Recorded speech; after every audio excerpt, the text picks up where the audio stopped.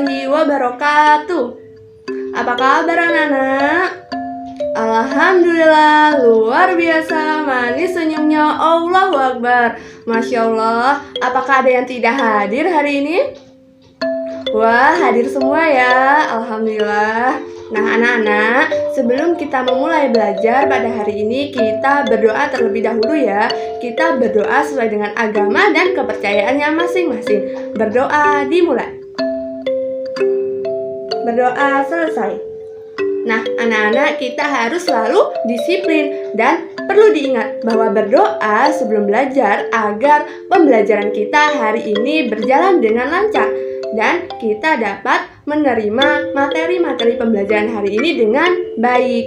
Nah, anak-anak, hari ini kita akan belajar mengenai tema 8, lingkungan sahabat kita, dan subtema 1, manusia dan lingkungan, dengan pembelajaran keempat, yaitu jenis usaha masyarakat Indonesia.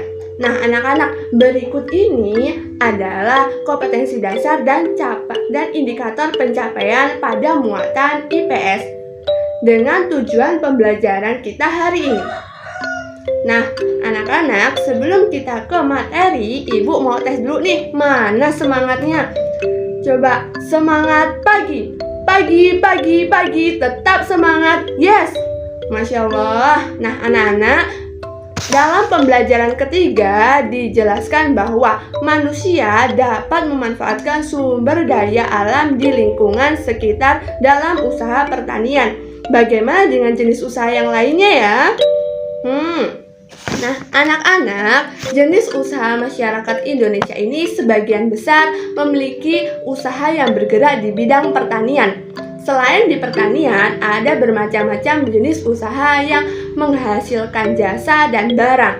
Nah, berikut ini adalah jenis usaha selain pertanian, yaitu ada di bidang perindustrian. Industri adalah kegiatan memproses atau mengolah barang dengan menggunakan sarana dan peralatan. Contohnya mesin anak-anak. Nah, ada industri yang mengolah bahan baku atau bahan mentah menjadi produk olahan. Dan ada industri yang mengolah bahan mentah menjadi bahan setengah jadi. Ada juga anak-anak industri yang mengolah bahan setengah jadi menjadi bahan jadi. Nah, anak-anak, industri ini terbagi menjadi dua, yaitu industri besar dan industri kecil. Industri besar dalam penggunaannya yaitu menggunakan peralatan, modal, dan tenaga kerja dalam jumlah yang besar. Sedangkan industri kecil yaitu menggunakan peralatan, modal, dan tenaga kerja dalam jumlah yang kecil anak-anak. Nah, contohnya dari industri kecil yaitu seperti pengrajin mebel, pembuatan tahu atau tempe, dan pengrajin keramik. Nah, sedangkan untuk contoh industri besar yaitu diantara lain ada industri baja, industri mobil, dan industri tekstil anak-anak. Nah, anak-anak coba lihat gambar yang Ibu sediakan ini. Di sini yaitu ada gambar industri mobil dan pengrajin mebel. Nah, anak-anak, untuk di bidang kedua yaitu ada di bidang perdagangan. Perdagangan adalah semua hal yang berhubungan dengan jual beli. Dalam perdagangan ada yang namanya perpindahan hak milik anak-anak. Nah, perdagangan ini yaitu pedagang membeli barang atau jasa dari tempat dan waktu tertentu, kemudian dijualnya lagi di tempat lain dengan tujuan untuk memperoleh suatu keuntungan anak-anak. Nah, anak-anak, tanpa adanya perdagangan, setiap orang harus memproduksi sendiri semua kebutuhan hidupnya. Tentu itu akan repot ya anak-anak, ribet juga ya anak-anak. Nah, anak-anak, dengan adanya perdagangan, produsen menjual hasil produksinya pada konsumen. Nah, barang-barang yang diperdagangkan ini antara lain yaitu ada makanan, pakaian, hewan, barang elektronik, dan kendaraan bermotor anak-anak. Nah, anak-anak coba lihat gambar di samping ini. Gambar ini adalah gambar dari kegiatan jual beli di pasar dan orang belanja di toko swalayan anak-anak. Nah, anak-anak, dari bidang selanjutnya yaitu ada bidang jasa. Jasa adalah segala sesuatu atau manfaat yang ditawarkan kepada orang lain anak-anak. Nah, meskipun tidak menghasilkan barang seperti misalnya perindustrian konveksi menghasilkan pakaian. Nah, usaha jasa ini memberikan pelayanan kepada konsumen anak-anak. Contohnya di bidang jasa yaitu ada guru, pengacara, dokter, montir mobil, jasa keuangan, pemandu wisata, dan lain sebagainya anak-anak. Nah, anak-anak coba lihat gambar di samping ini. Ini adalah gambar dokter sedang memeriksa pasien dan ibu guru sedang mengajar anak-anak. Nah, anak-anak sekarang tentukan pengertian dari setiap jenis usaha. Mari kita tentukan dan tuliskan pada peta pikir berikut ini. Yang pertama yaitu jenis usaha masyarakat Indonesia ada di bidang perindustrian. Industri adalah memproses atau mengelola barang dengan menggunakan sarana dan peralatan. Contohnya yaitu mesin. Nah, untuk ciri-cirinya yaitu memiliki modal yang besar, memiliki tenaga kerja yang handal, mengolah bahan baku menjadi barang jadi atau setengah jadi, berusaha menghasilkan produk yang berkualitas, dan menyediakan layanan purna jual.